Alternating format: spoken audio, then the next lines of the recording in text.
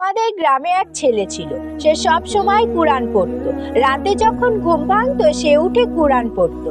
এইভাবে কয়েক বছর যাওয়ার পর ছেলেটি একদিন মারা যায়। তারপর ঘটে একটি অদ্ভুত ঘটনা। একদিন তার মা ছেলেটির ঘর থেকে একটি কান্নার আওয়াজ শুনতে পেল। ভাবলো, আমি ছেলের কথা খুব মনে করি, তাই হয়তো ভুল শুনলাম। এইভাবে দিন চলতে লাগলো। একদিন তার বাবাও একই আওয়াজ শুনতে পেল। তারপর তারা এক ইমাম সাহেবকে সব কথাগুলো বলল। ইমাম সাহেব বলল, ঠিক আছে, আজকের রাতটা আমি এই ঘরে থাকবো, দেখবো কিসের আওয়াজ শোনা যাচ্ছে। তারপর রাত হতে না হতে তারা সবাই কান্নার আওয়াজ শুনতে পেল। ইমাম সাহেব কাঁদো কাঁদো গলায় বলল, এ তো ফেরেশতাদের কান্নার আওয়াজ।